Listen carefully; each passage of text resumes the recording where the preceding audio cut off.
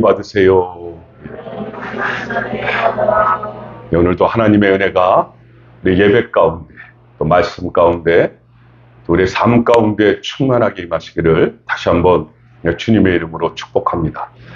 저는 오늘 사도행전 1장 9절로 11절 말씀을 통해서 나의 갈릴리란 제목으로 같이 은혜 받는 시간 되기를 원합니다. 여러분, 예수님의 부활은요, 적어도 다른 사람은 몰라도 그 예수님의 제자들에게는 참 새로운 희망을 불어넣어 준 것이죠. 그들이 드디어 꿈꿔오던 로마 그 식민 통치로부터 이제 해방이 되고, 이제 그들은 주님이 최고의 자리에 오르시면 그 옆에서 최측근의 실세가 되어서 정치적인 야망까지도 이룰 수 있게 되었다라고 그들은 생각하게 되어진 것이죠. 그래서 그러한 그들의 모습이 드러나고 있는 것이 우리가 지금 계속해서 1장에서 보고 있는 오늘 본문의 내용들입니다. 여러분, 주님께서 너무도 의미심장한 마지막 말씀을 던지셨잖아요. 적어도 내가 승천하기 전에는 이 말만큼은 제자들한테 꼭 들려줘야지 하고 말씀하셨어요. 그것을 들은 제자들마다 그 말씀을 공감복음서에 이렇게 기록하지 않습니까? 그 공통점은 뭐냐면 바로 직접적인 그 사명의 말씀이라는 것이죠. 그래서 우리가 주님께서 바로 승천하시기 전에 주신 그 말씀을 보통 지상명령이다, 더 그레이트 커미션이다, 그죠? 그렇게 저희가 대위임령이라고 부르고 있거든요. 그 내용은 우리가 너무나 잘 알고 있는 거예요. 마태는 그것을 마태복음 마지막 절에서 뭐라고 말했습니까? 그러므로 너희는 가서 모든 족속으로 제자를 삼아 아버지와 아들과 성령의 이름으로 세례를 줘라, 그죠? 마가는 어떻게 표현했습니까? 마가는 마지막 16장에서 뭐라고 말하냐면 너희는 온 천하에 다니며 만민에게 구원을, 복음을 전파하라. 표현은 다르지만 그 내용은 거의 같은 거죠. 누가는요, 누가복음 마지막 장에서 더 나아가서 이렇게 말했습니다. 또 그의 이름으로 제사함을 받게 하는 회개가 예루살렘에서 시작하여 모든 족속에 전파될 것을 기록하였나니, 그러면서 마지막에 뭐라고 말하냐면 48절에 너희는 이 모든 일의 증인이다. 여러분, 이것을 합쳐서 구체적으로 기록한 말씀이 우리가 지난주에 봤던 사도행전 1장 8절 말씀이에요. 그 말씀의 내용이 뭡니까? 오직 성령이 너희에게 임하시면 뭘 받아요? 너희가 권능을 받고, 그 다음 어떻게 된다고요? 예루살렘과 온 유대와 사마리아와 땅끝까지 이르러 내 증인이, 예수님의 증인이 되리라. 그렇죠? 이렇게 말씀을 하고 있습니다. 여러분, 그렇습니다. 아무리 불효자라고 할지라도 부모님이 마지막 돌아가시기 전에 하신 말씀을, 그 말씀만큼은 그래도 가슴에 새기는 게 인지상정 아니겠습니까? 우리가 아마 영화를 보셨는지 모르겠는데 리즈 머레이의 그 실화 영화 있죠. 홈레스 투 하버드. 길거리 노숙자가요, 하버드를 들어가게 된 거예요. 마약 중독으로 그렇게 고생하다가 돌아가신 부모님, 그래서 길거리에 버려져서 노숙자로 살아왔던 그녀가 어머니의 그 들려줬던 마지막 그 말씀들을 기억하는 거죠. 그 말씀이 언젠가 나는 내 삶을 고치겠다. 반복적으로 그 말을 했던 어머니의 말씀을 기억하면서 그가 노숙자의 삶에서 벗어나서 인생을 새롭게 한번 고쳐보겠다고 도전하고 나아가서 하버드라고 하는 어마어마한 대학에 들어가는 스토리인데, 바로 그거 아니겠습니까? 마지막 그 메시지, 아무리 불효자라도 그것만큼은 지키고 싶은 것이 아마 맞을 것입니다. 여러분, 주님께서요 다 이루셨습니다. 마지막 말씀까지도 전해주시고 이제 주님은 승천하셨어요. 그리고 나서 오늘 그 제자들의 반응이 나오고 있는 것이 오늘 본문 말씀이거든요. 우리 1장 9절 10절 그들이 어떠한 모습을 보이고 있는지 같이 한번 보시죠. 9절입니다. 시작. 이 말씀을 마치시고 그들이 보는데 올려져 가시니 구름이 그를 가리어 보이지 않게 하더라. 올라가실 때에 제자들이 자세히 하늘을 쳐다보고 있는데 흰옷 입은 두 사람이 그들 곁에 서서 아멘. 여러분 우리를 너무나 사랑하시기 때문에 모든 것을 다 이루시고 마지막 말씀까지 당부하시고 이제 하늘로 올라가셨잖아요. 그죠? 9절에 보면 그런데 이미 올라가셨는데 구름까지 가려져서 더 이상 예수님은 보이지도 않아요. 근데 그들의 반응을 보니까 10절에 뭐 하고 있습니까? 자세히 하늘을 쳐다보고 있다라고 해요. 자세히. 여러분 여기서 자세히라고 한 단어의 원어 아테니조는요. 무엇을 열중해서 집중해서 주시하고 관찰한다라는 뜻을 가지고 있거든요. 그러니까 제자들이 그렇게 자세히 집중해서 쳐다보고 있는 것은 주님이 아니라 뭘 보고 있죠? 하늘을 바라보고 있는. 주님께서 승천하신 그 하늘을 그냥 계속해서 쳐다보고 있는 거예요. 혹시 그런 걸 기대했는지 모르겠어요. 저희가 어떻게 밖에 나갔다가 아차 내가 집에 열쇠를 두고 왔지, 자동차 키를 두고 왔지, 다시 들어왔다가 나 진짜 이제 간다, 마치 뭐 그걸 기대하고 있는지 승천하신 주님께서 갑자기 짱 또 나타나셔갖고 나 이제 진짜 간다 이거를 기대하고 있는 건지 그들은 계속해서 그 하늘을 자세히 쳐다보고 있는 거죠. 그저 망연자실해서 하늘만 바라보고 있는 모습을 오늘 본문은 우리에게 보여주고 있죠. 여러분 이것은 오늘을 사는 우리에게 사실은 중요한 말씀을 가르쳐주고 있는 거죠. 그것이 뭐냐면 여러분 우리는 너무 과거에 집착하는 삶을, 과거에 연연한 삶을 살지 말라는 거예요. 여러분 우리는 과거를 살아본 적이 없잖아요. 그렇지 않나요? 오늘을 살다 보니까 그 오늘이 과거가 된 것이고 오늘을 살다 보니까 미래가 오늘이 되었잖아요. 오늘을 살다 보니까 과거도 됐고 오늘을 살다 보니까 미래도 된 거 아니겠어요? 여러분 그래서 과거는 오늘을 위한, 미래를 위한 교훈이 되는 것에 불과한 거 아니겠어요? 그것이 아무리 좋았어도, 그때가 아무리 행복했어도 오늘을 살면서 우리는 그 속에 그저 묻혀 있어서는 안 된다는 것을 우리에게 말씀하고자 하는 거예요. 여러분 일전에 한 분 성도님의 말씀을 들을 기회가 있었거든요. 당시에 이 부동산 업계에 발을 디디면서 참 소위 말하는 밀리언이어라고 하실 정도로 큰 재산과 부를 축적했던 분이었어요. 짧은 시간. 그러다 보니까 그 시절에는요, 돈을 물 쓰듯이 막 쓰고 다녔다는 거예요. 소위 최고의 계층들이 누리는 보통 서민들이 상상할 수 없는 삶을 살았다라는 것이죠. 그런데 그의 삶에 어려움과 시련이 닥쳐오게 된 것이죠. 그 속에서 그는 비로소 그 고통 속에서 주님을 만나고 나니까 그는 그 전에 자신의 삶이 얼마나 헛되고 얼마나 허무한 것인지를 깨닫게 되었다는 고백이죠. 그러면서 그런 고백을 하는 거예요. 물질은 잃어버렸지만 주님을 만나게 되었다. 주님을 만나게 되니까 전혀 예상하지 못했던 새로운 삶의 기쁨과 감격이 찾아옴을 누릴 수 있게 되었다라는 고백 아니겠습니까? 여러분 과거에 대한 깨달음은 우리로 하여금 현재를 향한, 미래를 향한 힘을 가지게 하는 줄로 믿습니다. 의외로 우리 주위를 살펴보면요, 많은 그리스도인들이 이 과거에 묶여있는 분들이 얼마나 많은지 몰라요. 특별히 영적인 그 과거의 은혜에 사로잡혀 있는 분들도 의외로 많아요. 내가 뭐 예전에 새벽 예배를 드렸다느니, 예전엔 내가 11조를 제일 많이 냈었다느니, 예전엔 내가 성령의 이런 은사들이 있었다느니, 예전엔 내가 교회를 몇 개 세웠다느니, 그리고 나서 제일 많이 하는 말, 예전엔 내가 기도를 이렇게 많이 했었다. 여러분 그런 말들 속에는 우리가 객관적으로 좀 들여다보면 다른 거 아니잖아요. 나 이런 사람이야. 나 좀 알아봐줘. 그렇죠? 자기 인정, 또 어떤 면에서는 자기의 과실을 은근히 담고 있다는 거 아니겠어요? 여러분 그러나 우리가 다르게 봐야 되는 거죠. 우리의 죄성 자체가요, 우리 자신을 너무나 합리화시키는 버릇이 있어요. 오죽하면 세상에서도 내로남불이라는 말이 나왔겠습니까? 그래서 자연스럽게 자신에 대해서는요, 지나칠 정도로 관대한 사람들이 얼마나 많은지 몰라요.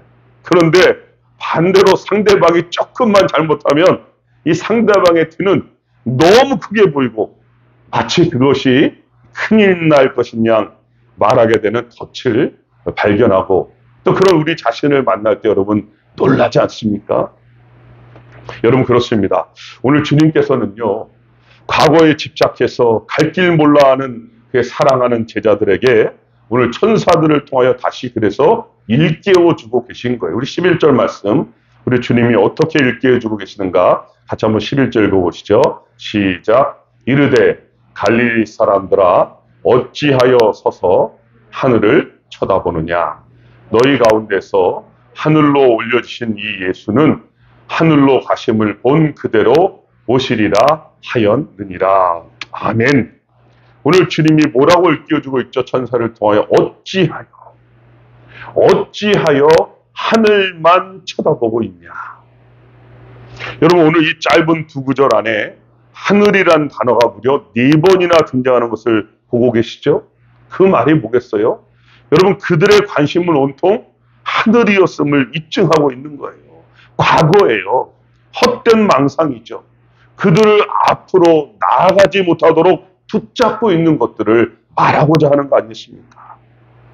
여러분 오늘 우리가 바라보는, 우리가 의지하고 있는 여러분의 하늘은 무엇이죠?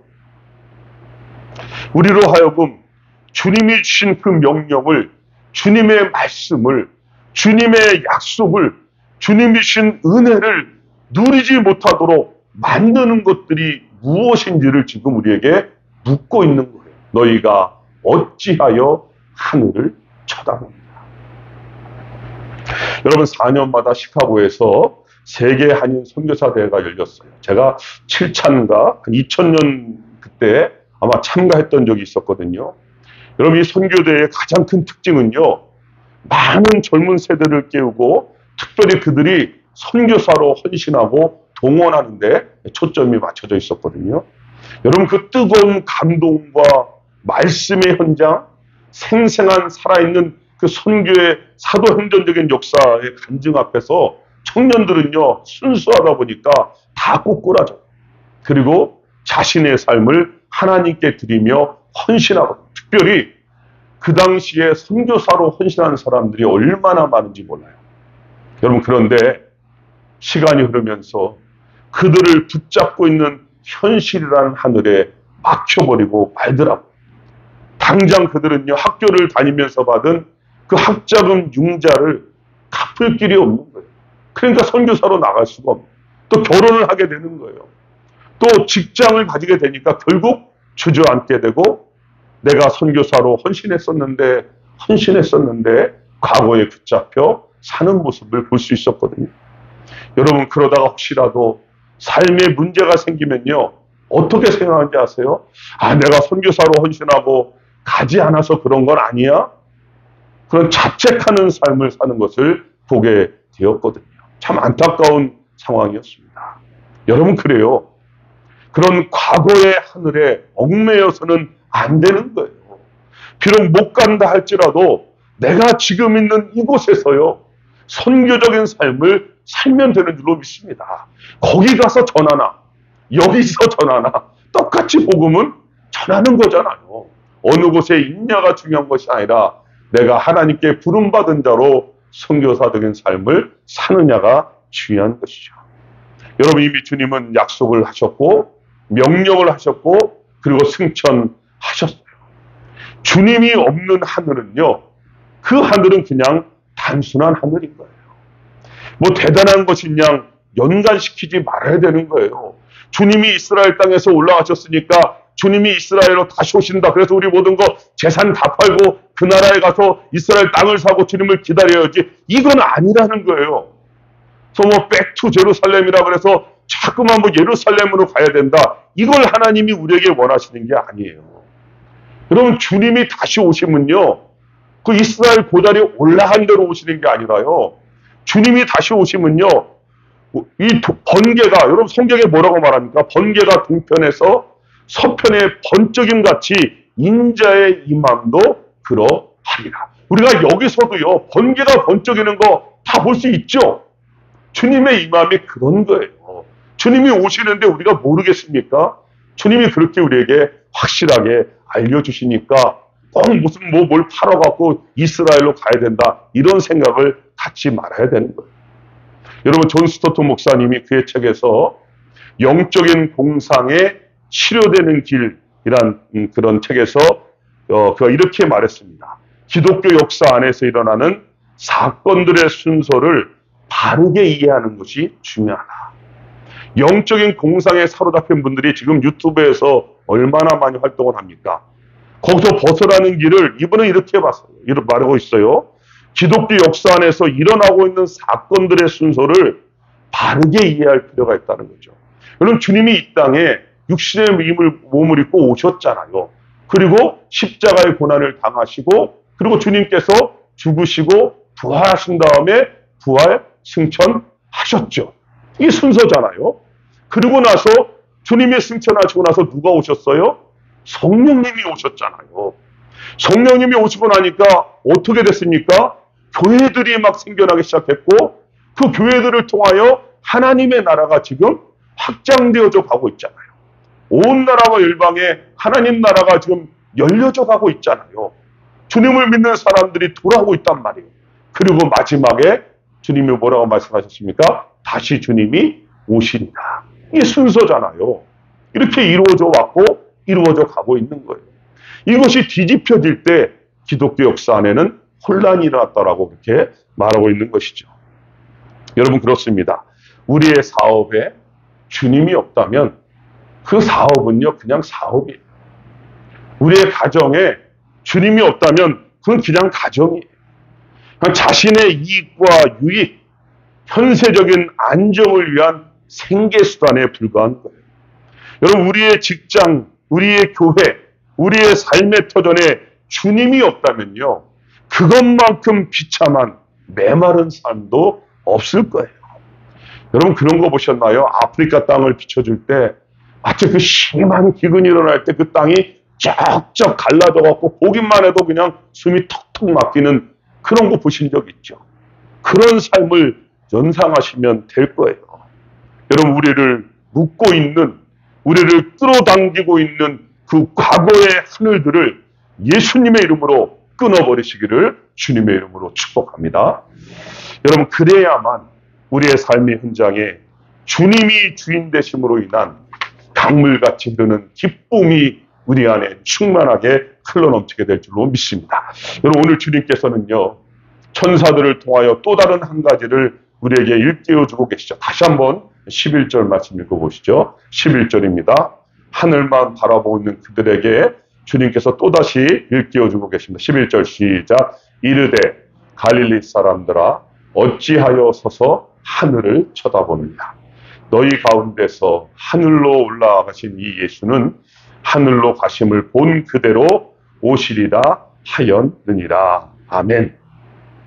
여러분, 우리 주님이 뭐라고 말씀하고 있죠? 천사를 통하여 갈릴리 사람들아, 안드레스 갈릴라이오이, 갈릴리 사람들아. 여러분, 이 표현은요, 신약 성경 어디에도 찾아볼 수 없는 제자들의 지역적인 기반을 설명하고 있거든요.